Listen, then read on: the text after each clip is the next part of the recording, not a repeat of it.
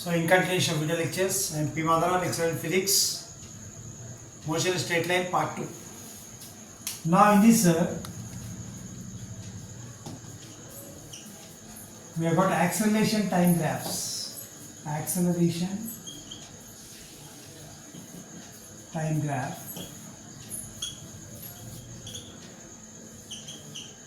This is body going with moving with uniform acceleration. Body moving with uniform acceleration.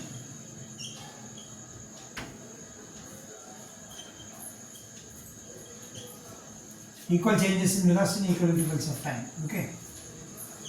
This is body going with non-uniform acceleration. Body moving with non-uniform acceleration.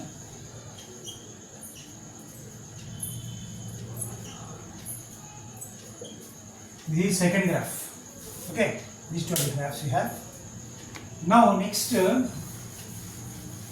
we have equations of motion.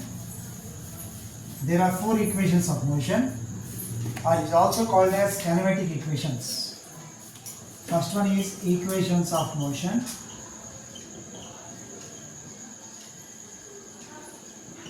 Or it is also called as kinematic equations.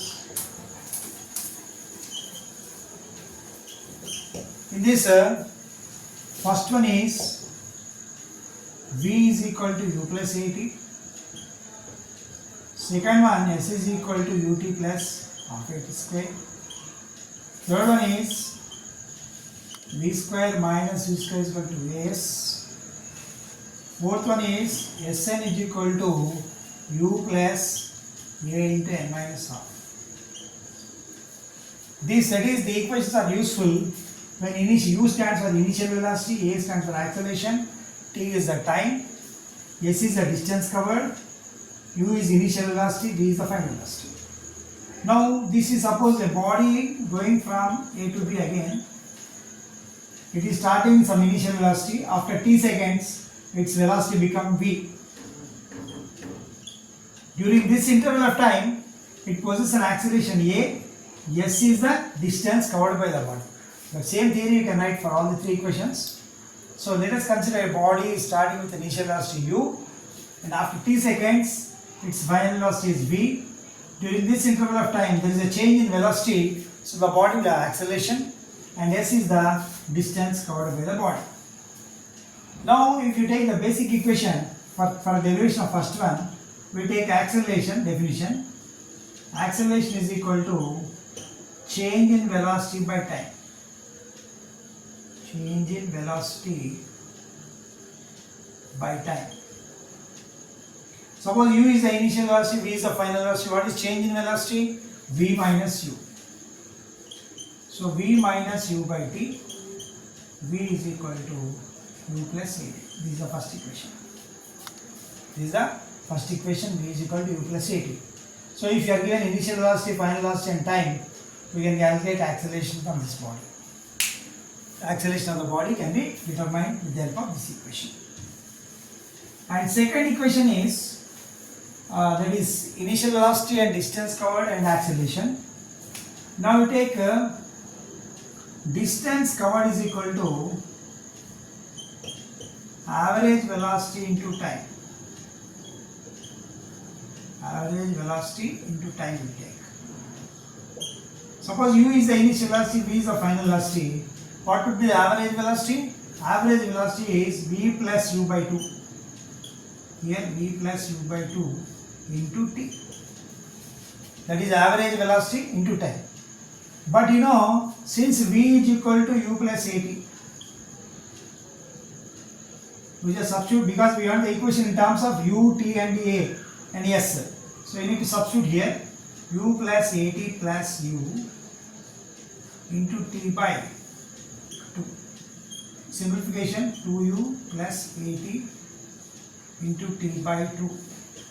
So if you separate it, ut 2ut by 2 at square by 2 you have. So here 2 getting cancelled. I write with this side otherwise. Here continuation right here ut 2ut plus at square by 2. Okay. So on simplification you will get same. S is equal to ut plus half at square by 2. The derivation part. Okay. Second equation. Okay. Now coming to third equation. V square minus U square is equal to 2as. In this time is not there. You need to eliminate time. So again same formula. Distance covered is equal to average velocity into time. What is average velocity? Suppose u is the initial velocity, v is the final velocity. What is the average velocity? V plus u by 2 into t. Okay, distance is s. But you know, acceleration is equal to change in velocity by time. So this you take it as first, this you take it as second. Now substituting second in first. If you substitute here, what you get? This is equal to v plus u by 2 into v minus u by a plus b into a minus b. What do you have? A square minus b square. You cross multiply this, you will end up with 2as. So this is the third equation. Here, if you know initial velocity, final velocity, acceleration, you can find out distance covered. Otherwise, if the three terms are known, you can find out the fourth term like this. This is when time is not given, you need to use this equation. Okay, v square minus u square is equal to 2as. Now, if you observe these three equations, v is equal to u plus at, s is equal to ut plus half at square,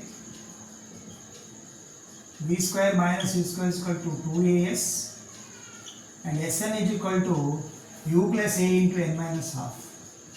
So these above three equations follow the equation of principle of homogeneity. The left side is equal to right side. Velocity u is velocity, v is velocity, acceleration time is also velocity.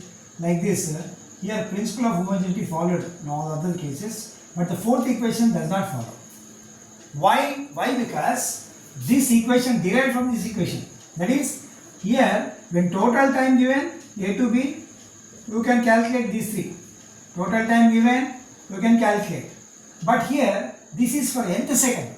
Nth second means what? Suppose the body taking 5 seconds time from travel from A to B. You want third second or fourth second like this. In that case, you need to apply this formula at that particular instant of time, like fourth second, third second. What is the distance covered means? You have to use this formula. For that, we take a condition: distance covered by the body in n seconds and n minus 1 seconds. N seconds, what do you get? Un plus half n square. Yes, n minus 1 is equal to u into n minus 1 plus half a into n minus 1 whole square. Now, nth second is given by Sn minus 1. If you substitute here like this, un plus half n square minus u into n minus 1 plus half a into n minus 1 whole square. We will expand this. Nth second is equal to un plus half an square, here minus un plus u, here it goes minus here, minus half an square, minus of minus plus 2an by 2, and again here 2an minus plus, no, minus a by 2 get. So un getting cancelled. Okay, an square getting cancelled. So what we left out here with Sn is equal to 2 getting cancelled. Sn is equal to u plus a into n minus half. This is for nth second. Distance covered by the body and n second is given by u plus a into n minus half. So these are about the derivations of the kinematic equations. So this, what are the preconditions? The preconditions are here. The equations of motion are valid only when the bodies are going under constant acceleration. When the bodies are going under constant acceleration, these equations can be used. And secondly, these kinematic equations are independent of the mass of the body. The kinematic equations are independent of the mass of the body. Okay, you can use these equations for solving problems. Okay, thank you.